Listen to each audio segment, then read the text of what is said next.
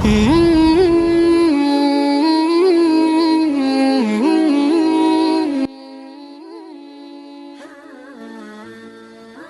वालेकुम दोस्तों, वीडियो को देखने से पहले अगर अभी तक आपने हमारे इस चैनल को सब्सक्राइब नहीं किया तो सब्सक्राइब कर लें और पास से घंटी के आइकन को जरूर क्लिक करें ताकि हमारी वीडियो की नोटिफिकेशन सबसे पहले आपको पहुंचे। जज़ाकल्लाह। बिस्मिल्लाहिर्रहमानिर्रहीम।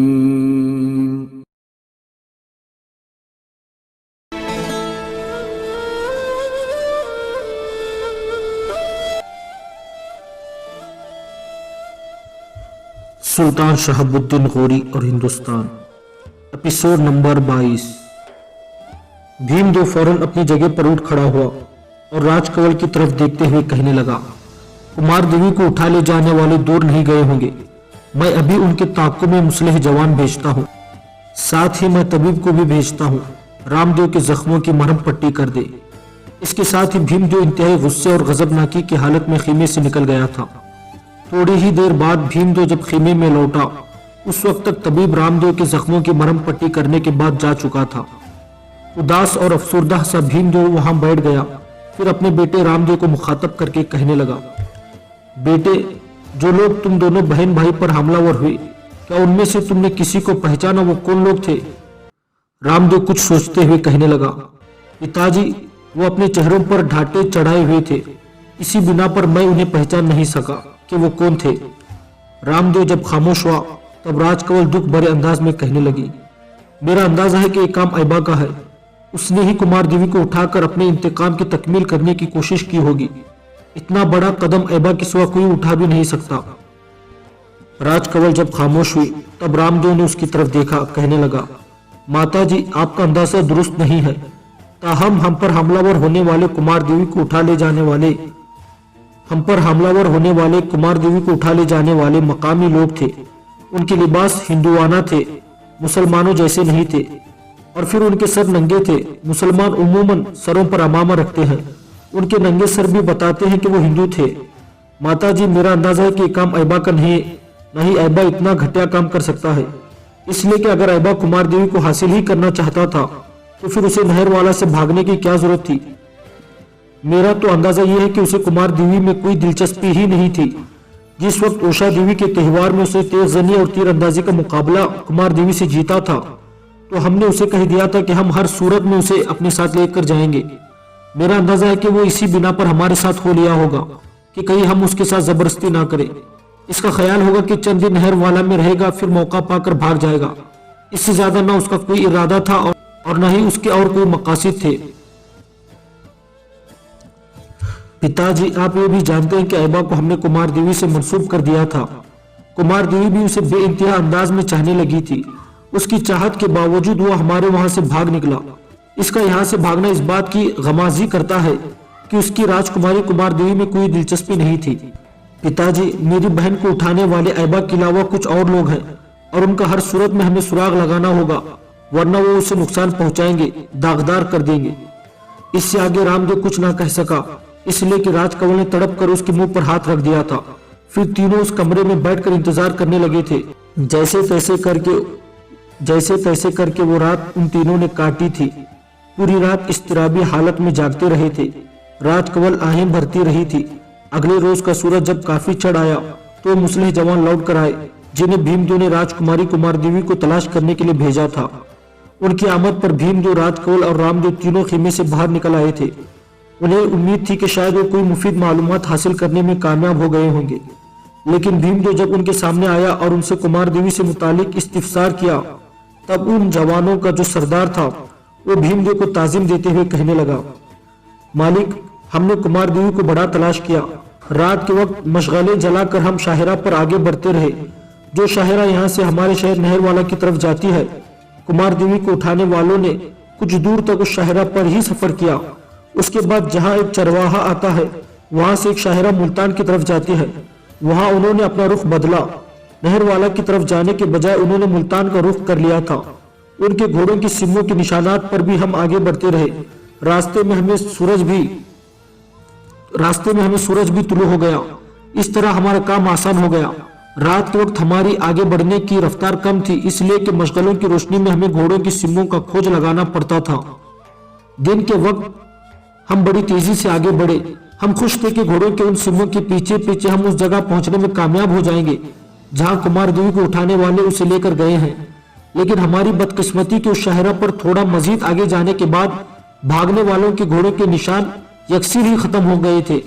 ऐसा लगता था उन्होंने वहां जाने के बाद अपने घोड़ों के निशानात मिटाने का एहतमाम कर लिया हो, और फिर मजीद बदकिस्मती के जिस शय से भी उन्होंने घोड़ों के निशानात मिटाए वो निशानात भी मिट गए, इसलिए कि रात जो तेज हवाएं चली थी उसने सारे ही सुराग खत्म करके रख दिए।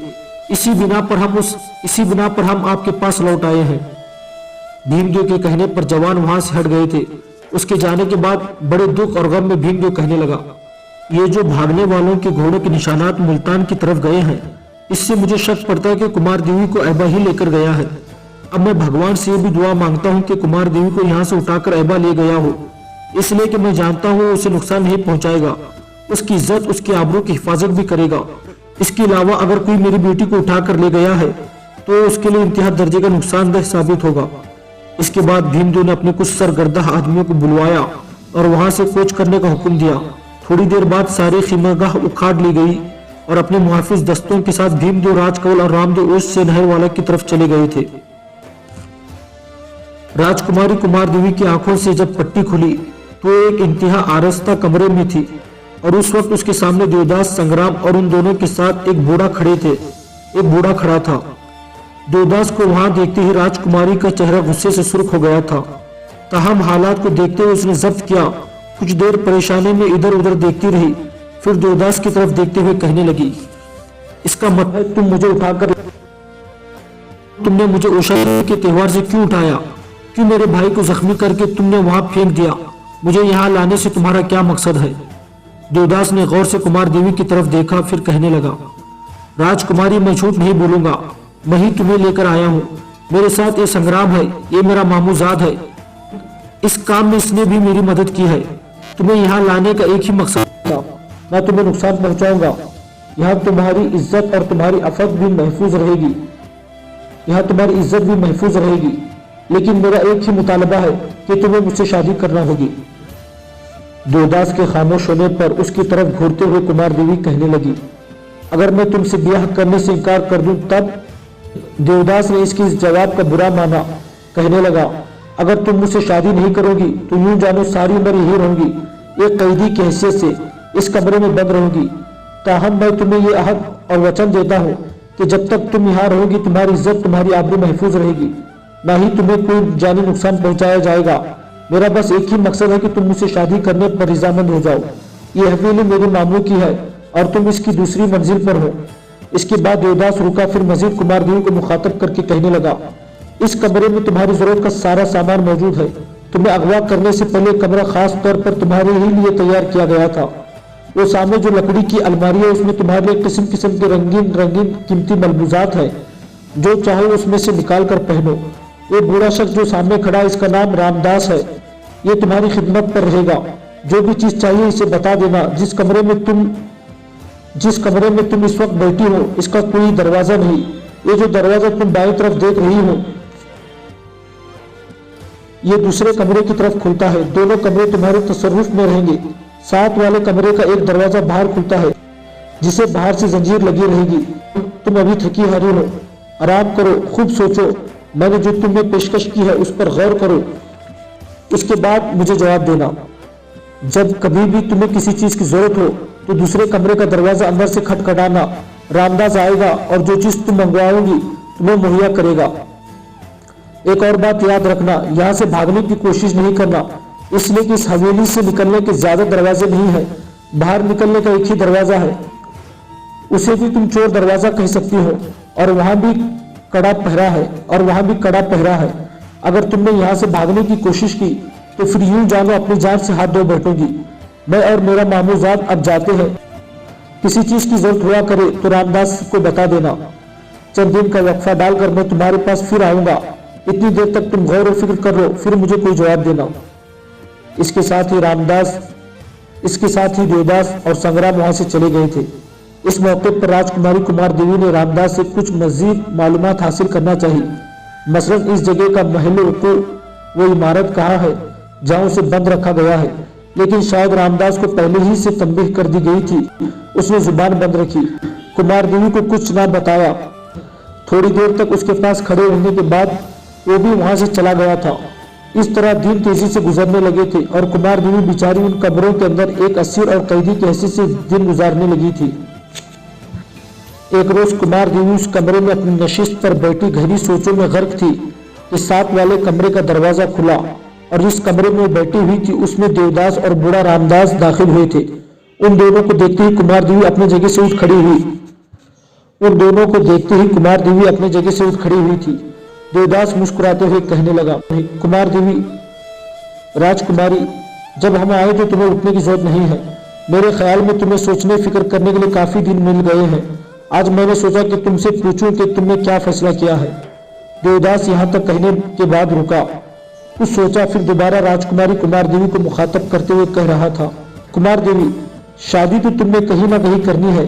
क्या ये बेहतर नहीं कि मुसलमान के बजाय तुम अपने धर्म के किसी शख्स से शादी करो? और फिर मुझ में क्या बुराई है? ठीक है, वो शहर फतह हो चुका है, मैं राजकुमार नहीं रहा, पर मेरे पास जिंदगी बसर करने के लिए राजकुमार रो जैसी जराए मौजूद है। और फिर क्या तुम एक मुसलमान ऐबा से शादी करते हुए अच्छी लगती हो?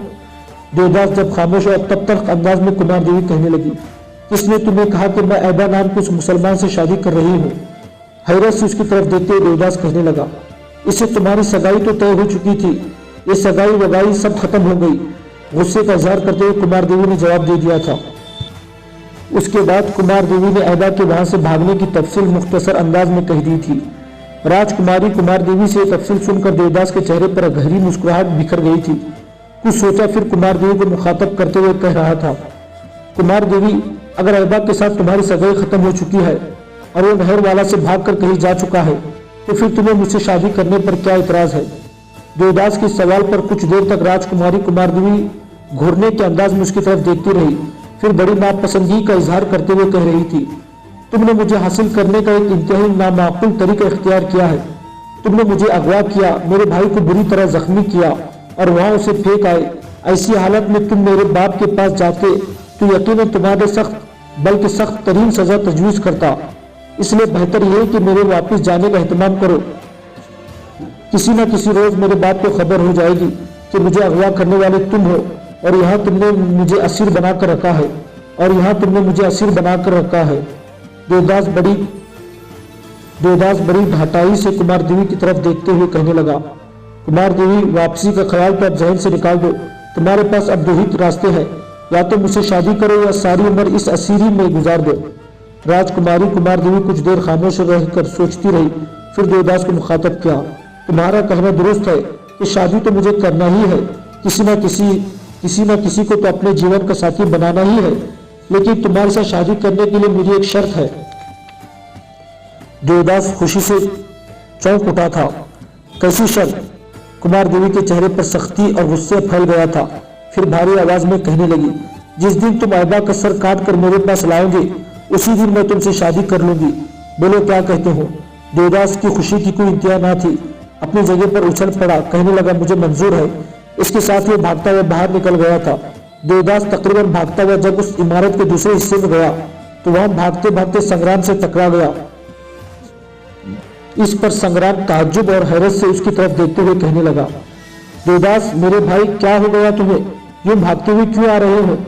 जवाब में फूली सांसों के साथ देवदास ने राजकुमारी कुमार देवी के साथ होने वाली सारी गुफ्तगू की तफसील कह दी थी। देवदास के खामोश होने पर संग्राम गुस्से और नापसंदगी का इजहार करते हुए कहने लगा, उसने शादी की पेशकश कर दी और तुमने बखुशी उसे कबूल कर लिया। वाह देवदास, क्या तुम ऐबा का सर काट सकोगे? मेरा अपना अंदाजा है वो ऐबा को अब भी पसंद करती है।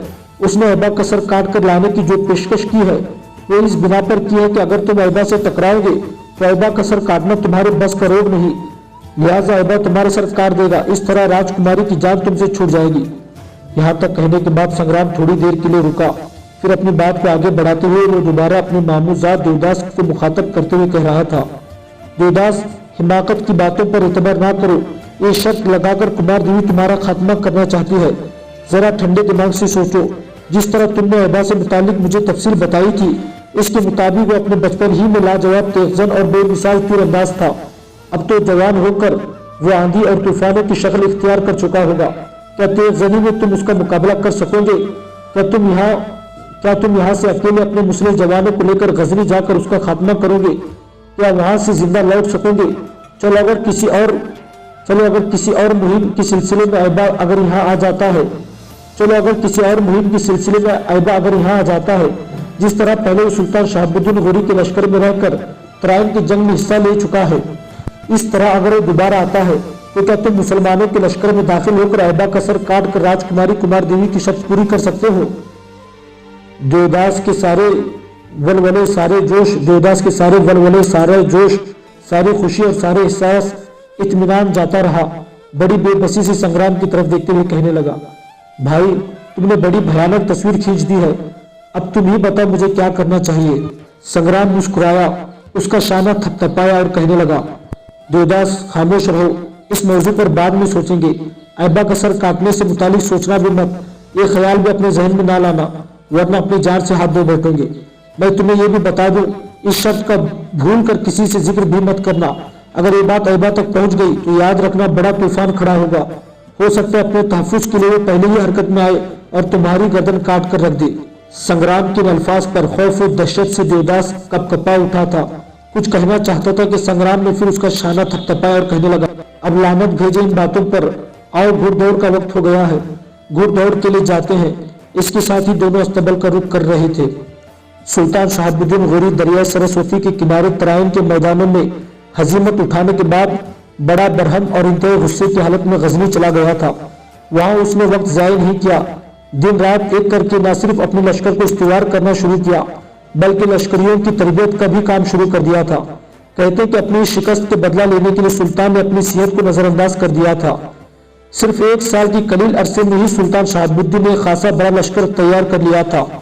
مورخین لکھتے ہیں کہ اب اس کے لشکر کی تعداد لگ بھگ 1 لاکھ سے زائد لشکریوں پر مشتمل ہو گئی تھی۔ سلطان شہاب الدین کا یہ لشکر زیادہ تر ترکوں اور خلجیوں اور افغانی لشکریوں پر مشتمل تھا، اور اس لشکر کو لے کر وہ مشرق کی طرف روانہ ہوا تھا۔ تاہم اپنے کسی سالار، اپنے کسی مشیر اور اپنے کسی لشکری تک کو اس نے یہ نہیں بتایا تھا کہ وہ 1 لاکھ سے زائد لشکر کو لے کر کدھر کا رخ کرے گا، کس پر حملہ ور ہونے کی ابتدا کرے گا۔ مورخین یہ بھی لکھتے ہیں کہ اس بار سلطان شہاب الدین نے کسی سے مشورہ نہیں کیا کہ دشمن کے مقابلے میں اسے کیا طریقہ اختیار کرنا چاہیے۔ کہا جاتا ہے کہ جب سلطان شہاب الدین اپنے اس عظیم الشان لشکر کو لے کر پشاور کے قریب آ کر خیمہ زن ہوا، اس کا ایک بوڑھا مشیر جس کی سلطان کی نگاہوں میں بڑی قدر و منزلت تھی، وہ سلطان کی خدمت میں حاضر ہوا اور بڑی عاجزی اور انکساری میں سلطان کو مخاطب کر کے کہنے لگا، سلطان محترم، اب تک آپ کی کسی جانثار، آپ کے کسی سالار اور ساتھی کو یہ علم ہی نہیں ہو سکا کہ آپ کا اس لشکر کے ساتھ کس سمت کا ارادہ ہے اور کس دشمن پر آپ حملہ ور ہونے کے لیے اتنا عظیم الشان لشکر لے کر نکلے ہیں۔ اپنے اس مشیر کے الفاظ پر سلطان شہاب الدین مسکرایا، کہنے لگا، کیا تجھے معلوم ہے کہ جس دن میں نے دریائے سرسوتی کے کنارے ترائن کے میدانوں میں ہزیمت اٹھائی، اسی دن سے میں نے اپنی بیوی کا منہ نہیں دیکھا، نہ ہی لباس تبدیل کیا ہے۔ یہ سارا سال میں نے انتہائی رنج و غم میں بسر کیا ہے۔ یہاں تک کہنے کے بعد سلطان شہاب الدین رکا، پھر اپنے جذبات کا اظہار کرتے ہوئے وہ اپنے بوڑھے مشیر سے کہہ رہا تھا، تمہیں یہ بھی خبر ہو گئی ہوگی کہ جن خلجی اور غوری سالاروں اور امیروں نے میرے حقوق کی خدمت کو نظر انداز کر کے مجھے تنہا میدان جنگ میں چھوڑ دیا تھا، میں نے اس دوران ان کے ساتھ سلام و دعا تک رد کر دیا۔ ان نمک حرام امیروں سے مجھے کوئی امید نہیں، لیکن خداوند قدوس کے بھروسے پر میں اس لشکر کو لے کر ہندوستان پر حملہ ور ہوں گا اور ترائن کے میدانوں میں اپنی ہزیمت اور شکست کے داغ دور کر دوں گا۔ سلطان شہاب الدین کے الفاظ کے جواب میں بوڑھا مشیر مخاطب ہو کر کہنے لگا، سلطان محترم، میری خداوند سے دعا ہے کہ وہ آپ کو کامیاب اور کامران کرے اور آپ کے دشمنوں کو آپ کے مقابلے میں ناکام اور نامراد رکھے۔ مجھے امید ہے کہ ہمارے سارے سردار اور امیر اپنی پچھلی غفلت کی تلافی اس بار خوب کریں گے۔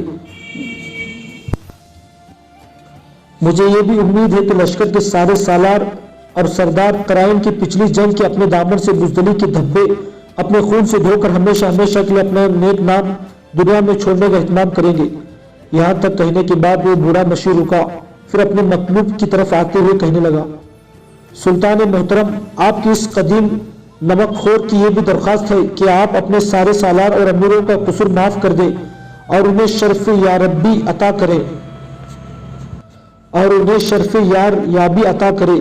आपका ये सलूक आपके सालारों और रूसा को खुद बखुद रास्त पर ले आएगा। अपने दिलो जान से इस अमर की कोशिश करेंगे कि गुज़िश्ता बदनामी को नेकनामी से बदल दें। अपने दिलो जान से इस अमर की कोशिश करेंगे कि गुज़िश्ता बदनामी को नेकनामी से बदल कर अपने आका का हक अदा करें।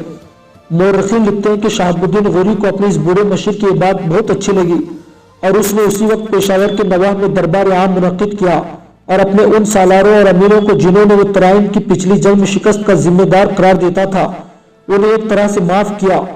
गिरा कीमत खलअतें और मरीज खंजर उन्हें अता किए और उनकी गुज़िश्ता गफलत को माफ करके आइंदा एहतियात से काम लेने की तलकीन भी की। इसके बाद सुल्तान शहाबुद्दीन ने अपने लश्कर के साथ पेशावर से कूच किया।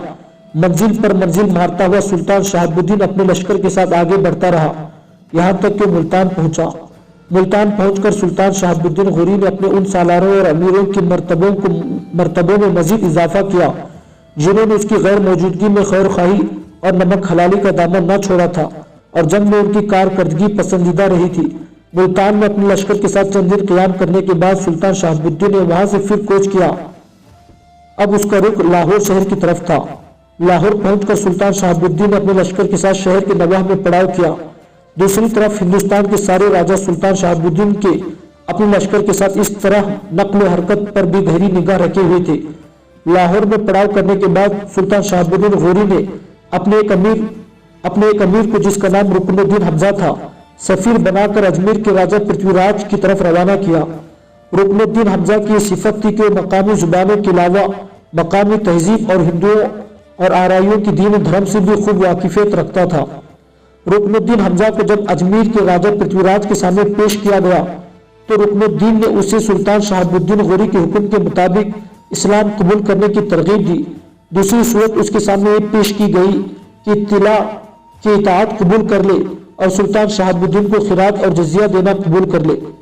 रुकनुद्दीन हमजा ने अजमेर के राजा पृथ्वीराज के सामने जब ये मुतालबात पेश किए तो पृथ्वीराज का रंग गुस्से और गजबनाकी में तपते हुए लोहे की तरह सुर्ख हो गया। इंतहाई गुस्से आलूद आवाज में रुकनुद्दीन को मुखातब करते हुए कहने लगा, क्या बकवास करते हो? अगर तुम सफीर ना होते तो मैं तुम्हारी गर्दन उड़ा देने का हुक्म दे देता। तुम हमें हमारा धर्म छोड़ने के लिए कहते हो। एक ऐसा शख्स जो इन सरजमीनों में दरअंदाज और घुस बैठिया है और वो हमें इताअत कबूल करने और फरमाबरदार बनकर रहने की पेशकश कर रहा है, हालांकि हम इस काबिल हैं कि उसे अपना फरमाबरदार और अपना मुती बनाकर रखे।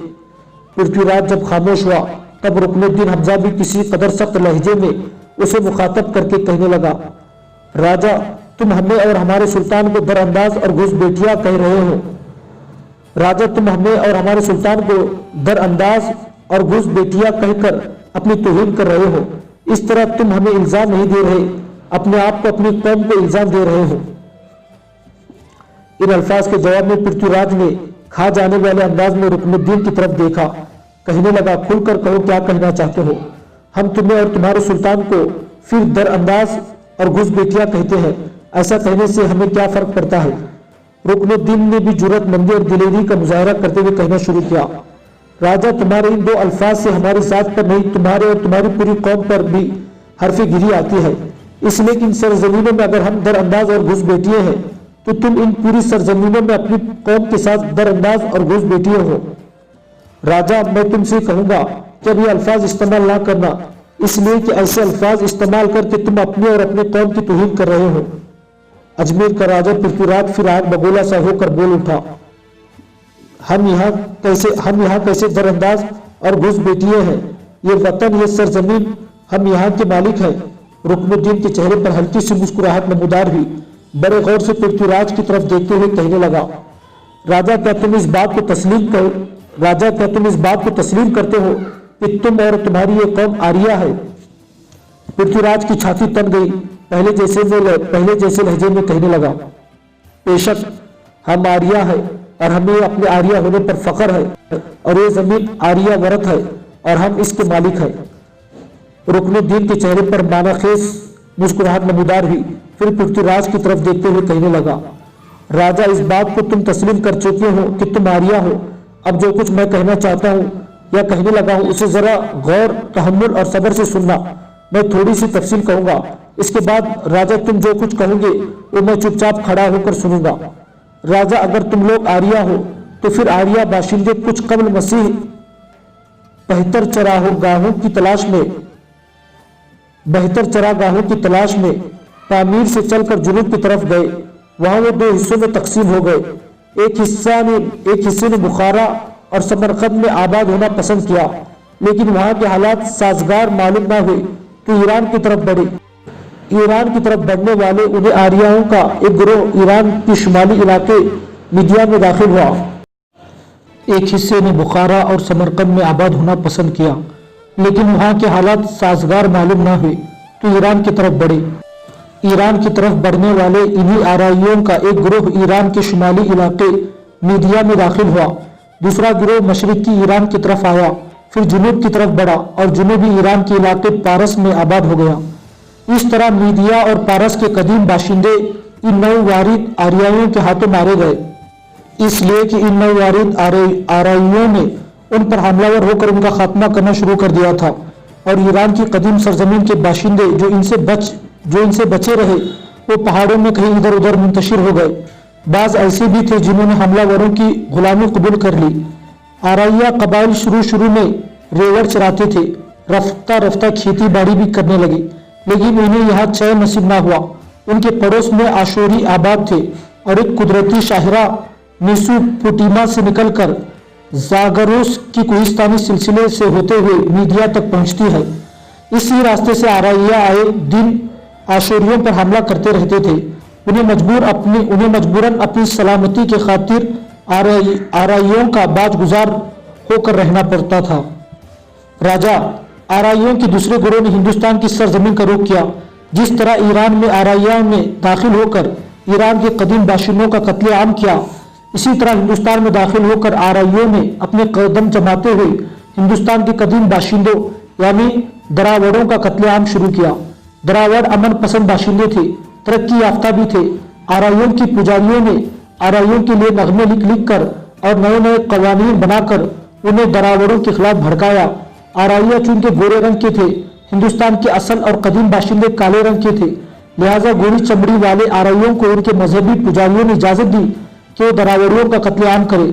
साथ ही उन मजहबी पुजारियों ने सफेद फामों की बरतरी और सियाह फामों से नफरत तालीम देते हुए अपनी मजहबी किताबों की तरतीब भी शुरू कर दी। राजा, जरा अपनी मजहबी किताबें वैध खोलकर पढ़ना। जहां तक मैं उनसे मुतालिक जानता हूँ, ये सियाह रंग वाले अफराद को अपनी गुलामी की दस्तावेजें हैं जिन्हें जमाने भी ना मिटा सका, और गुज़िश्ता कई हजार साल से तुम्हारे ब्राह्मण इन्हीं वैदों को कामयाब हरबे के तौर पर दूसरी अक़वाम के खिलाफ इस्तेमाल करते रहे। राजा, जब तुम इस मुल्क में आए और तुम लोगों ने गांव और शहर के बाद शहर फतह किए तो तुम्हारे ब्राह्मणों ने वैद मंत्र पढ़कर उनकी तायीद कर दी कि भगवान की यही मर्जी है कि मफ्तूह कौम फातिहीन की गुलामी करने और कभी सरताबी ना करे, वरना भगवान जी उनको तबाह और बर्बाद कर देंगे। यही बात तुम्हारे ब्राह्मणों ने पिटे हुए शिकस्त खुर्दा दरावड़ी अफराद के दिल में बैठा दी, और ऐसी बैठाई कि सदियां बीत गई। अगर वो दरावड़े बेचारे तादाद में ज्यादा होने के बावजूद मिट्टी भर गोरे ब्राह्मणों और कहश्तरियों के खिलाफ बगावत करने की ना सोच सके, ना अपने समाजी और सियासी और मजहबी हुकूक मांग सके। राजा, उसे उनके आराम तलबी के लिए बुजदिली कहीं या अमन और शांति की ख्वाहिश की हिंदुस्तान में उन दरावड़ियों यानी अछूतों की 3 गुना आबादी ऊंची जात की 4 अफराद की गुलामी में कई हजार साल से बेबसी की जिंदगी बसर कर रहे हैं, और कभी इन्हें यह ख्याल नहीं आया कि ऊंची जात के लोग उन्हें गंद, पलीद और अछूत क्यों समझते हैं और जलील क्यों जानते हैं। राजा, तुम आराइयों की बदबख्ती यह है कि तुम में से ब्राह्मण, छत्री या बुनियाद तो अपने घर में गरीब और अछूत औरत डाल लेते हैं और उससे बच्चे भी पैदा करते हैं, मगर फिर उन बच्चों को माशरे में कोई मकाम नहीं मिलता, और इसके बरअक्स नहीं होता, यानी किसी अछूत को इजाजत नहीं है कि वो किसी ब्राह्मण या किसी छत्री औरत को अपने घर डाल ले और इससे आला जात के बच्चे पैदा कर सके। क्या तुमने कभी सोचा कि इंसानों की इसी झमकटे में ऐसा क्यों है? यहाँ तक कहने के बाद रुकनुद्दीन रुका फिर अपनी बात को आगे बढ़ाता हुआ वो कह रहा था, राजा, तुम्हारे ब्राह्मण ने अब अपनी तरफ से वेद लिख लिख कर उनमें ये बात भी डाल दी है कि ईश्वर यानी खुदा अछूतों को पसंद नहीं करता, और उसने अजल ही में फैसला कर लिया था कि हिंदुस्तान के कदीम बाशिंदों को आराइयों का गुलाम बना देगा और उनको हमेशा तबाहाल बर्बाद रखेगा, और ब्राह्मणों यानी बिनून के हाथों जलील उखार करता रहेगा, इन्हीं मिलीच और नापाक कहलाएगा, और तुम्हें आला जात के अफराद करार देकर जिंदगी बसर करने के मौके फराहम करेगा। राजा, तुम लोगों को किसने इजाजत दी कि तुम्हारी अपने आप को तो ऊंचाई कहो और यहाँ के असल बाशिंदों जो इन सरजमीनों के मालिक थे उन्हें अछूत कहकर पुकारो?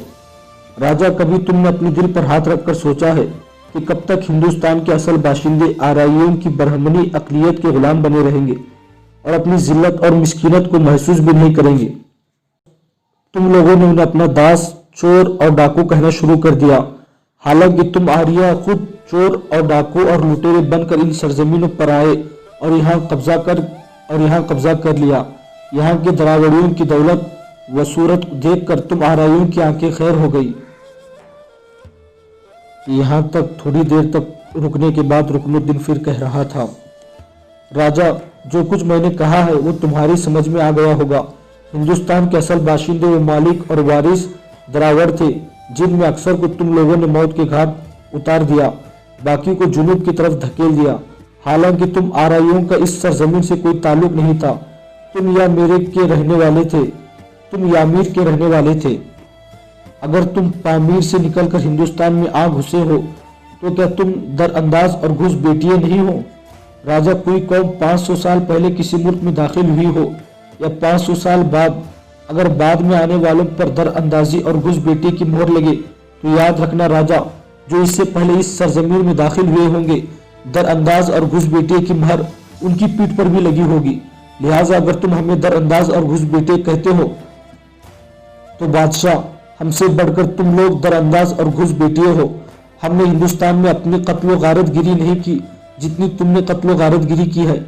हमने आज तक दरावड़ों पर हाथ नहीं उठाया जो इन सरजमीनों के असल वारिस और बाशिंदे थे, और तुम लोगों ने यहाँ के असल बाशिंदों का कत्लेआम किया और उनकी तादाद को कम किया ताकि आने वाले दौर में कोई अपनी विरासत हासिल करने के लिए तुम्हारे खिलाफ इल्म बगावत ना खड़ा कर दे।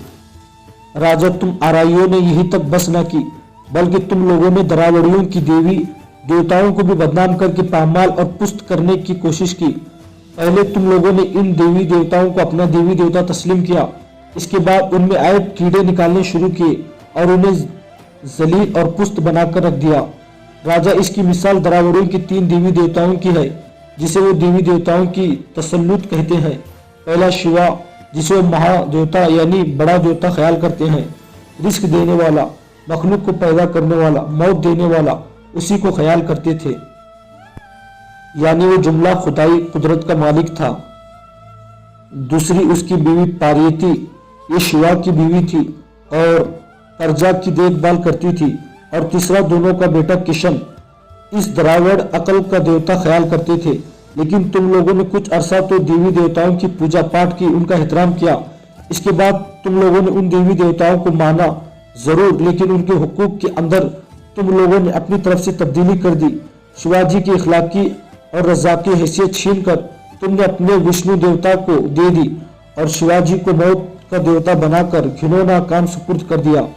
पार्वती, जो प्रजा की देखभाल करने वाली देवी थी, तुम लोगों ने उसे अपने देवताओं से कम करने के लिए गाने बजाने और मौसीकी की देवी बना दी। गणेश, जो इल्म हिकमत का देवी ख्याल किया जाता था, तुम लोगों ने उसे जंग व जिदल का देवता बना दिया।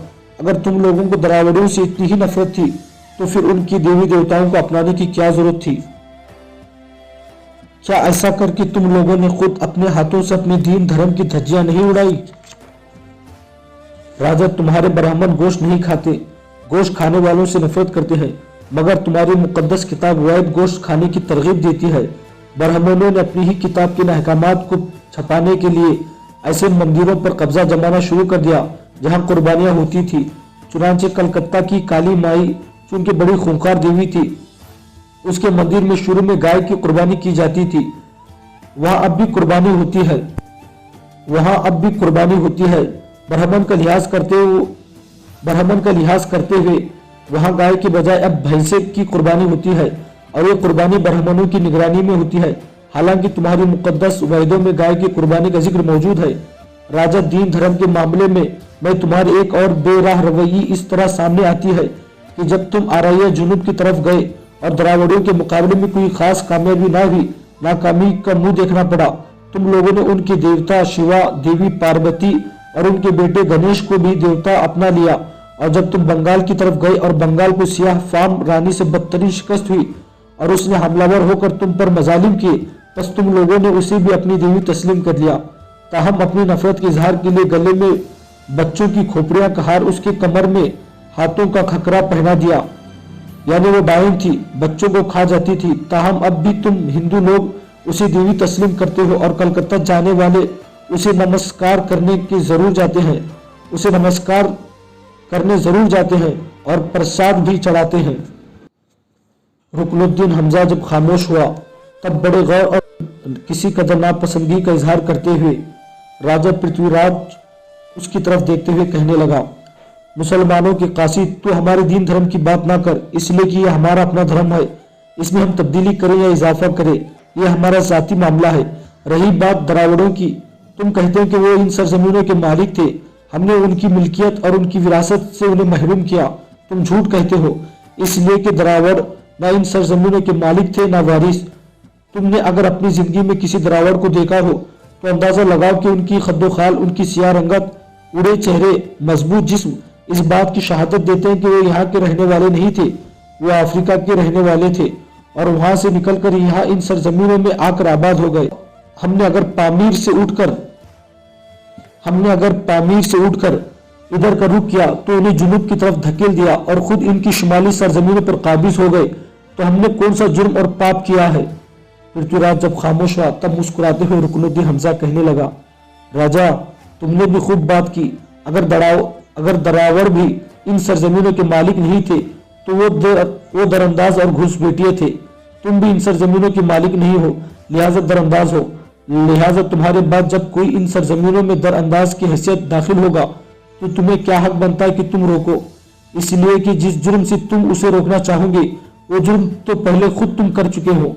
रुकनुद्दीन के खामोश होने पर पृथ्वीराज कुछ देर खामोश रहकर सोचता रहा, फिर कहने लगा,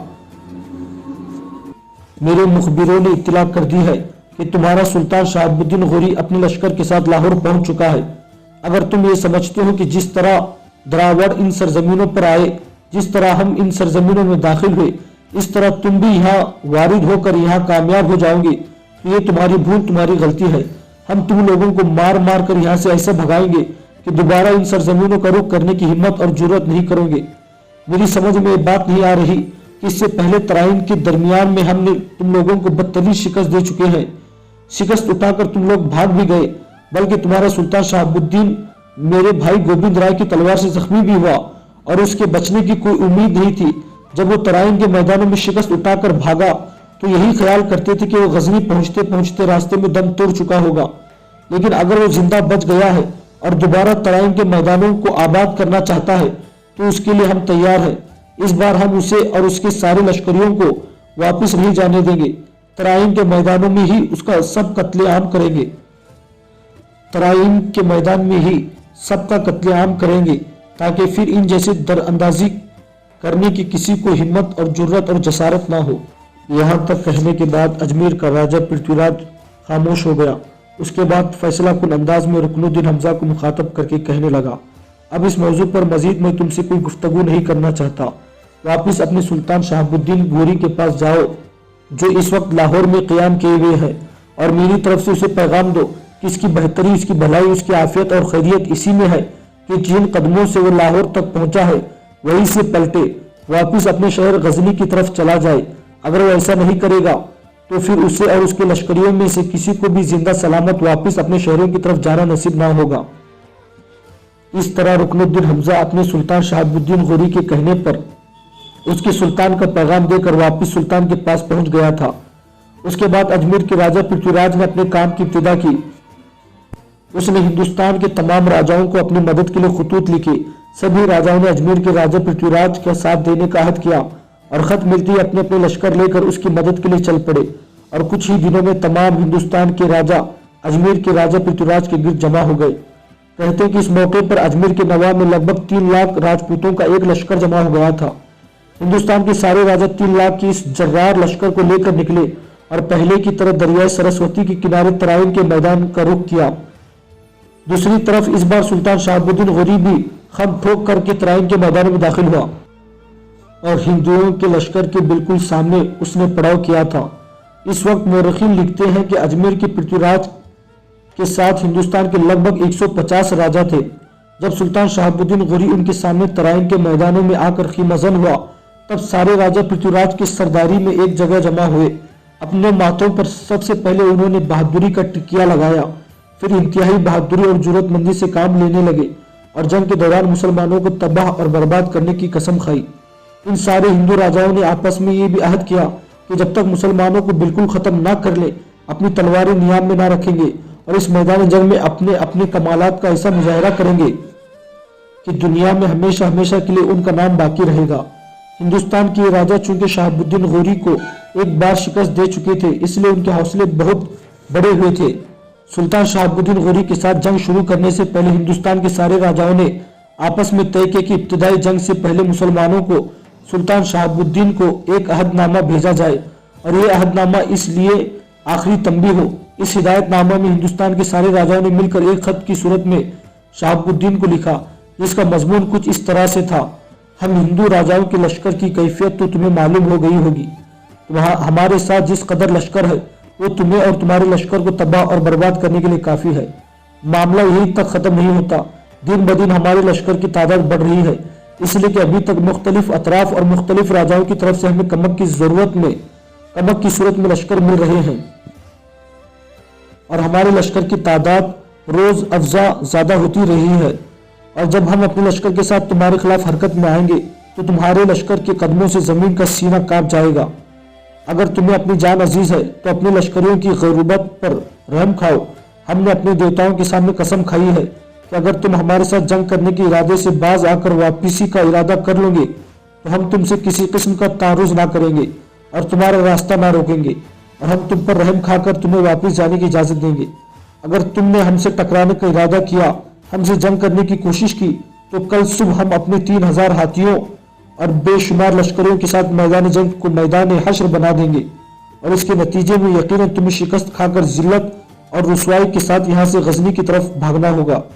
पृथ्वीराज के कासिद ने जब यह खत सुल्तान शहाबुद्दीन के सामने पेश किया और शहाबुद्दीन ने वो खत पढ़ा, तब सुल्तान ने उनके खिलाफ एक जंगी तरकीब इस्तेमाल की। इस खत के जवाब में सुल्तान ने हिंदुस्तान के राजाओं को कहला भेजा, मुझे इस अम्र का पूरा अंदाजा है कि आपका खत मोहब्बत और हमदर्दी के जज्बात से भरपूर है। मैं आपकी हिदायत पर जरूर अमल करता, लेकिन क्या करूं, मैं मजबूर हूं। मैं अपने भाई गयासुद्दीन गौरी का मुहकिम हूं और उसी के हुक्म के मुताबिक तुम लोगों से टकराने का अज़्म किया है। अगर मुझे इतनी फुर्सत मिले कि मैं किसी काबिल एतबार कासिद को अपने भाई के पास भेजकर आपके लश्कर की कसरत तो कुव्वत का हाल लिख कर बयान कर सकूं और अपनी कमजोरी की रवादात बता सकूं, तो मुझे यकीन है कि इस शर्त पर सुलह हो सकती है कि सरहद और पंजाब और मुल्तान पर तो गौरियों का कब्जा रहे और बाकी तमाम हिंदुस्तानी इलाके आपकी हुकूमत में छोड़ दिए जाएं। सुल्तान शहाबुद्दीन गौरी की इस खत से हिंदुस्तान के राजाओं ने यह नतीजा अखज़ किया कि मुसलमानों का लश्कर वाकई बहुत कमजोर और परेशानी की हालत में है, लिहाजा वो अपनी कुव्वत और कसरत के नशे में सरशार होकर मुसलमानों की तरफ से बिल्कुल गाफिल हो गए और यही सुल्तान शहाबुद्दीन गौरी चाहता था। हिंदुस्तान के सारे राजाओं को यह जवाब देने के बाद सुल्तान शहाबुद्दीन ने 2 काम किए। पहला ये कि अपने लश्कर को उसने बिल्कुल चाक को चौबंद और मुस्ताद रहने का हुक्म दिया और उन्हें ताकीद की कि वो किसी भी वक्त दुश्मन के खिलाफ हरकत में आता हो उस पर जरब लगा सकता है। साथ ही उसने अपने सारे सालारों और लश्करों की उमादीन उमरा और रूसा का इजलास तलब कर लिया था।